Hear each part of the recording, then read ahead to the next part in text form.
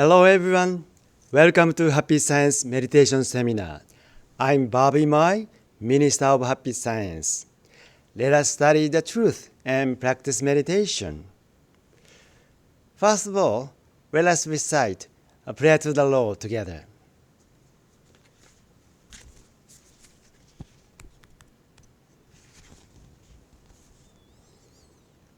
Prayer to the Lord. Our Lord, Alcantara, you are the source of all light, all power, all wisdom, and all love. May you give us light, give us power, give us wisdom, and give us love. O Lord, our Father, please protect this plant-loved earth. Protect us from all evil, and open a future for us. O Lord, thank you for giving us light. We give thanks from the bottom of our hearts.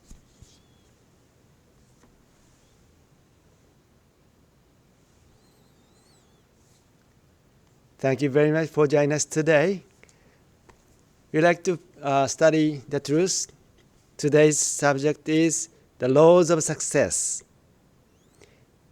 And the more detail, we are talking about the path to economic prosperity.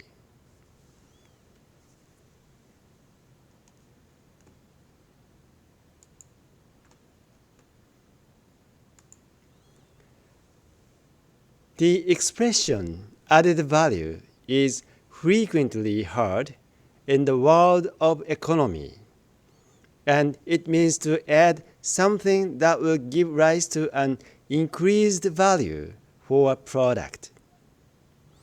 It is a fact that this added value plays an important role in the highly developed economy. For instance, one plain white garment might only cost $10, but if it were decorated with embroidery, the price would double or triple. This is not all. If the design is improved, it may become even more expensive. The design adding further value to the product. Some time ago, a financial critic wrote that we would soon see the arrival of an age of knowledge value, saying that added knowledge would create value. He suggested that famous designer brand names were typical of this form of the value of knowledge. If we take men's ties as an example. Ties all cost around the same amount to produce, but those sporting name of the famous brand command much higher price. There are numerous famous brands in the world of fashion, such as Gucci or Hermes, Hermes, and the mere addition of one of these names results in an increase in value. This phenomenon was described by the critic as linking knowledge to a produce to create added value. I would now to give my view on this so-called knowledge value. I do not believe that this linking of knowledge with a product will become the basis of economic activity. Rather, I assume that in the future, it is the nature of this knowledge that will assume greater importance. I would like to suggest that rather than knowledge value, we should use the words truth value.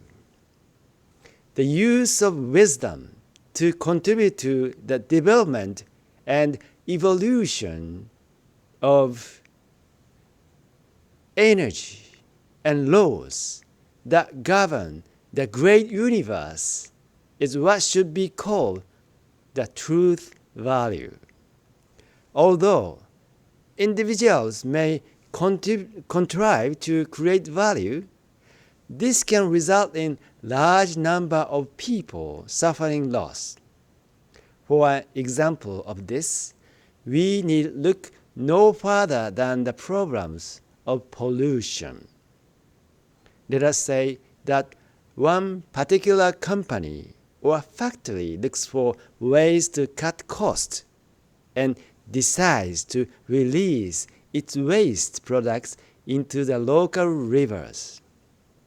This will result in severe pollution of the rivers or seas in the vicinity. This will mean that although the company is questioned will be able to create a value through a reduction in expense, it will result in trouble for the majority of people living in the area. In this way, although people may try to use their knowledge in business, depending on the nature of this knowledge, the result can be good or bad. Today, the world is governed by Western ideas of individualism. Each person strives to make a profit, get a higher position, and gain increased respect for themselves through their own initiative and work. But as long as this striving remains rooted in egotism, the prospects for the future are dark.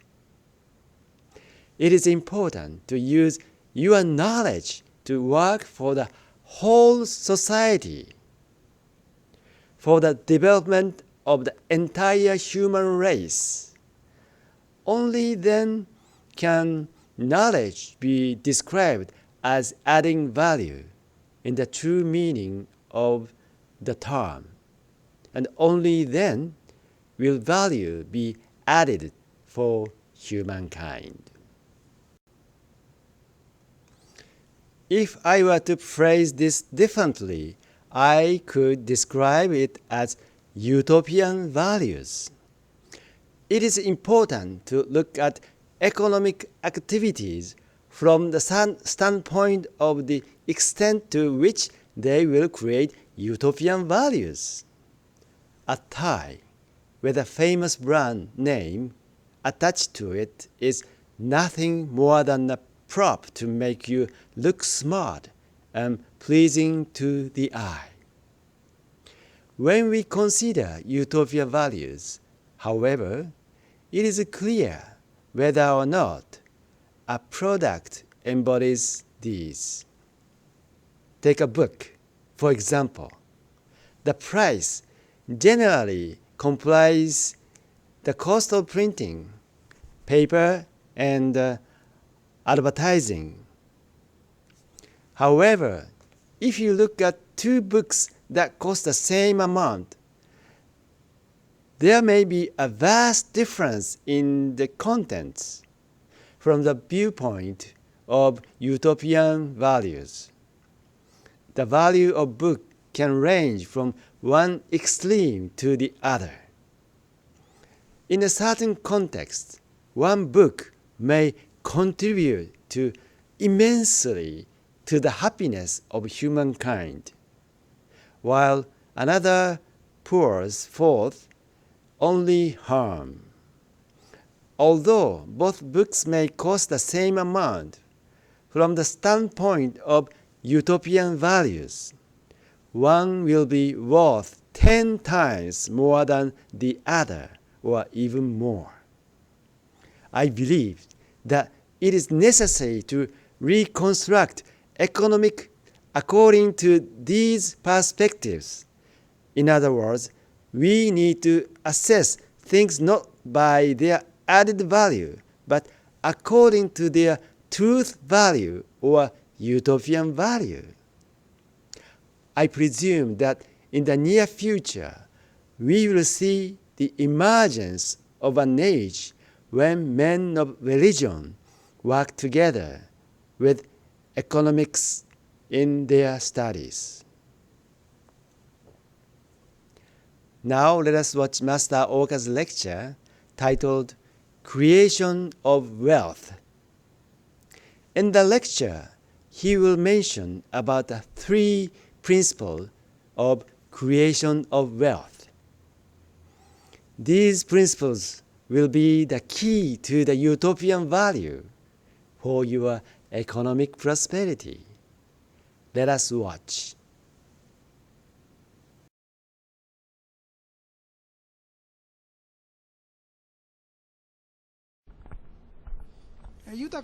The next theme I would like to discuss is the creation of wealth.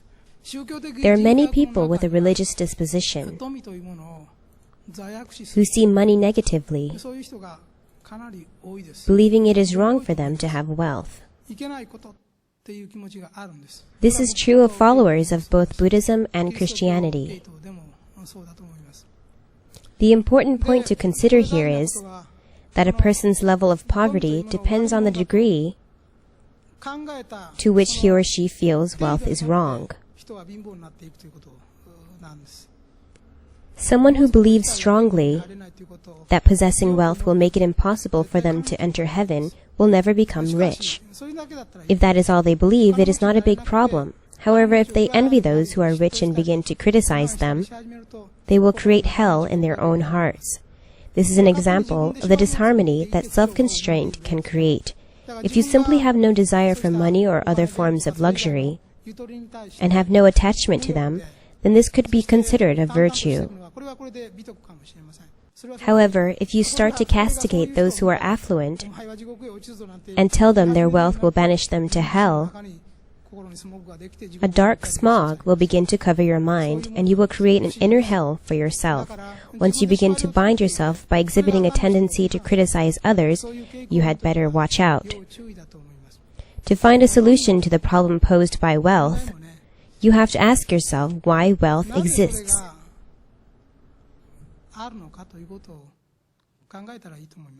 Wealth can refer to money or to other assets.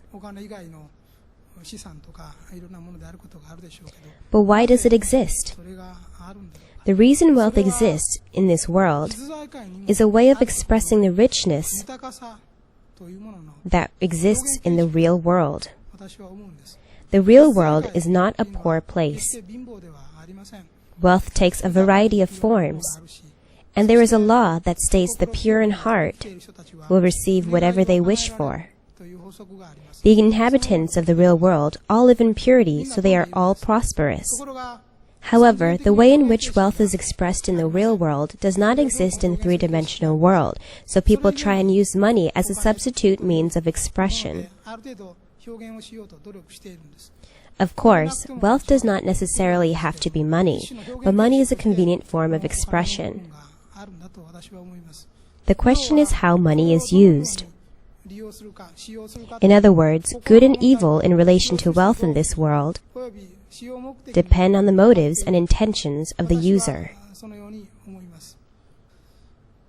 It is regrettable that wealth causes so many people to stumble.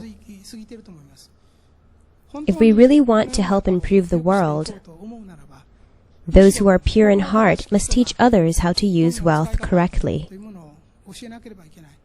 We must also make sure that wealth is created in the correct way. If this can be achieved, the world will be a better place. Wealth should be channeled toward the construction of an ideal society here on earth.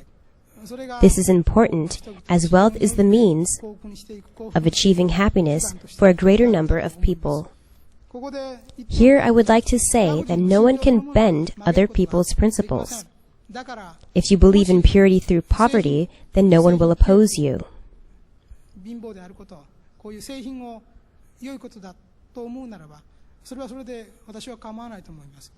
However, if you do decide to live this way, you must also decide not to feel jealous of others. If you are content to live in honest poverty, then that is your decision as an individual. But you should never judge others. Never express jealousy or envy. If your decision to live in honest poverty becomes tainted by envy, then poverty itself will be transformed into something negative. If poverty leads to jealousy of the material possessions of others, your heart will become clouded, and poverty can be considered wrong. If you discover this negativity in yourself or in those around you, you need to fight to vanquish it. So if you want to live a life of honest poverty, do not envy others. If you cannot help being jealous, then make an effort to break out of poverty. It is important to set goals to create a certain amount of wealth and make the effort necessary to achieve them. There are 3 basic principles for the creation of wealth. The first principle, which has always been true, is thrift. That is to say, economy, frugality, and cutting out waste. That is the starting point. If you are wasteful or live an extravagant life, no matter how much money you have, you will gradually use it all. There is a proverb that runs, the 3rd generation goes back to the mill. The 1st and 2nd generation work hard and expand the business, but the 3rd generation caused the company to go bankrupt. In most cases, this is because the 3rd generation allow their lifestyle to become too grand and forget the hard work. And as a result, they waste their money and soon find themselves ruined. This is true in both corporate and private life, and that is why I say that thrift is vitally important. However, that is not to say you should become a miser. Unfortunately, misers never achieve real wealth either. So I am not recommending that you begrudge every penny you spend. I suggest you avoid waste. It is important that you are moderate in your use of money, so as to not waste the good fortune you have. The second principle for the creation of wealth is that money accumulates around those who know how to use it. It will not suddenly appear in the middle of a field, but it will come to those who know what it is for. Huge sums of money accumulate in banks, and the reason for this is that banks can use this money to produce more. Because they understand how to use it, the money comes to them. The same is true on a personal level. Money will accumulate for those who know how to make use of it. For instance, if you decide that you want to build a house of your own, you will work harder to acquire the necessary finance. Or if you have a lot of children and want to see them all through university, you will have to increase your earnings to achieve this. In this way, money comes to people who know how to use it. So if you feel that you would like to become wealthier, it is important that first you have a clear idea of how you intend to use the money.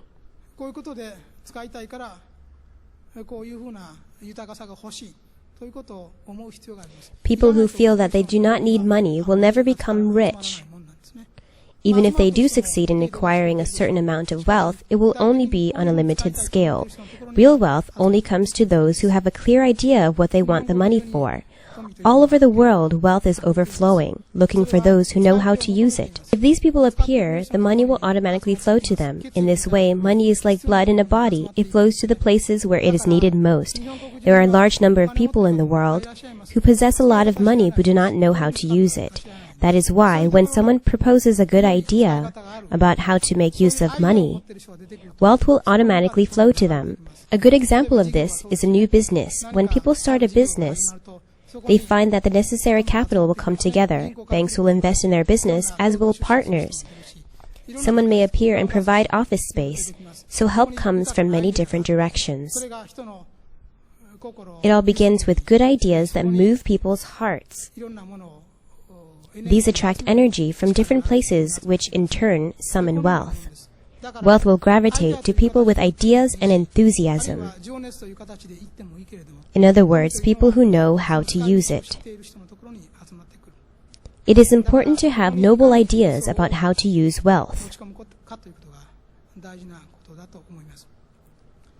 The third principle is the same as that of the laws of the mind, which is, people who give will receive. If you succeed in gathering wealth, you should not try to monopolize it. Wealth will certainly circulate to you if you try and use it so as to contribute to improving the lives of others and bringing them happiness. In other words, if you use your money just for your own sake, it will gradually disappear. But if you try to use it for the sake of as many people as possible, you will find that it will continue to grow and multiply. Love and wealth are given to those with a giving heart. They circulate and return to the giver and accumulate to create even greater wealth. So to achieve infinite development, you need to learn to share your wealth with others in the same way that you share love. This is not to say that you should give your money to beggars. It is important that you use it so that it is able to be of service to others in many different ways. As you go about creating wealth, I would like you to bear this in mind. And remember that having greater influence through wealth is not something negative.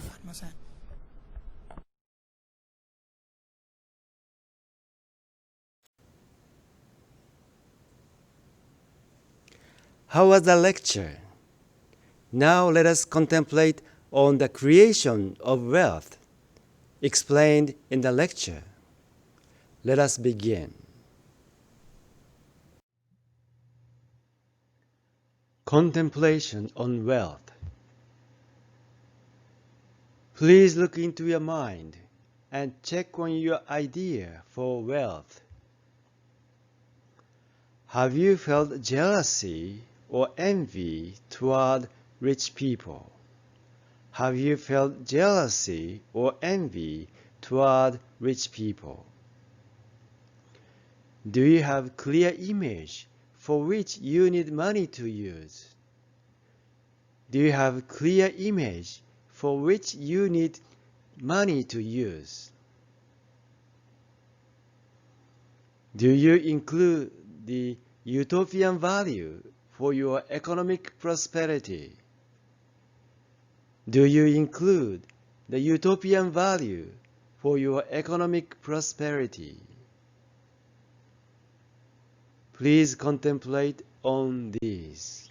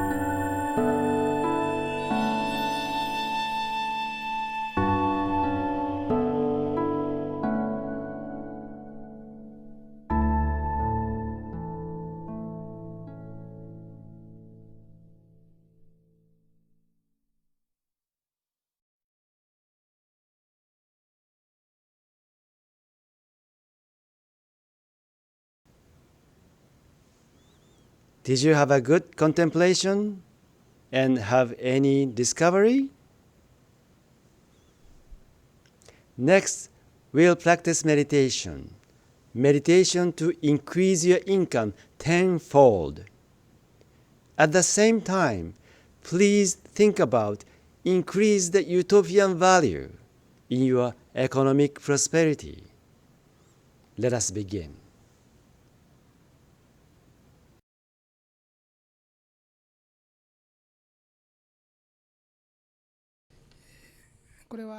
Our first meditation is called Meditation for Increasing Your Income Tenfold.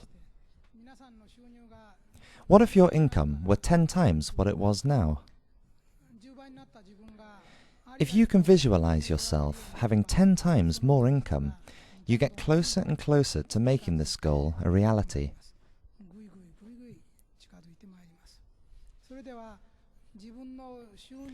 Now, meditate on the actions you would take if your income increased tenfold this very day.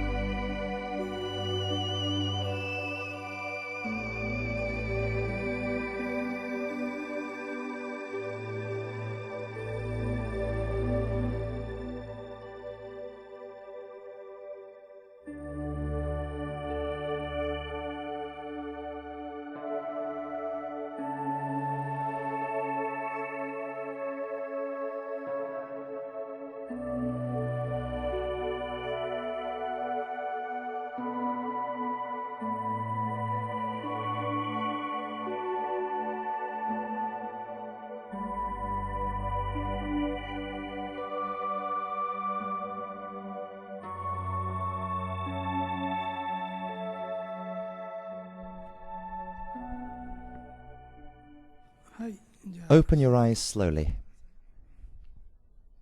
How was it? You can think about either your personal income increasing tenfold or your company's revenues. At any rate, by constantly thinking about what you would do if your financial base were 10 times as much as it is now, that vision will get closer to becoming reality.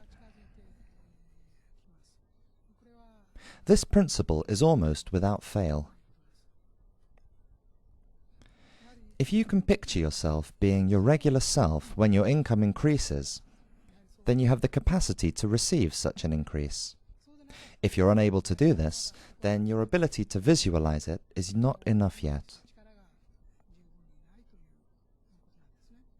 Therefore, regardless of whether you have your personal or company's future in mind,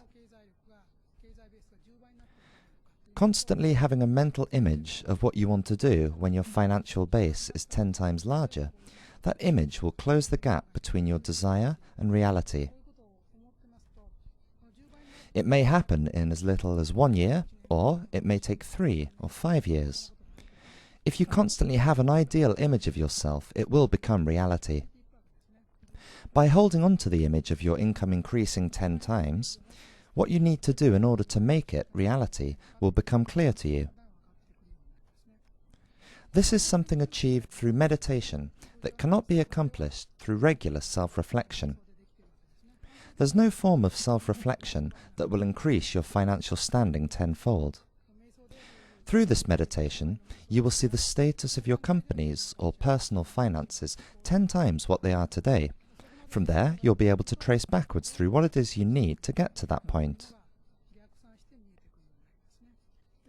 The image that you paint in your mind is that of yourself achieving your goals in the future. We talk about increasing tenfold often here at Happy Science. Every year, we talk about increasing our membership many times over, and these goals have been achieved within 1 year. I believe that since our progress is fast, you would have absolutely no problem imagining tenfold growth within 1 year, or perhaps within 2 years.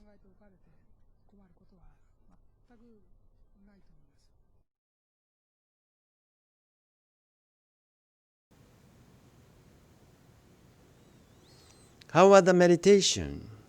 If you have a clear image to realize, you can increase the income tenfold easily. If you really want to be successful, read this book, The Laws of Success, and How to Survive the Coronavirus Recession, which is a message from the God of Business, Konosuke Matsushita, founder of Panasonic. In order to add the utopian value, you definitely read this book, study the truth, and create the wealth, and contribute to the society. That is your mission. In these dark days, you are the light. Please make yourself so successful, economic prosperity, and give your love to the others. You are going to be a hero in this dark age. You are the angel of light. That is the best figure of your success. So let us study the truth and be wealthy. Thank you very much for joining us today. I'll see you next week.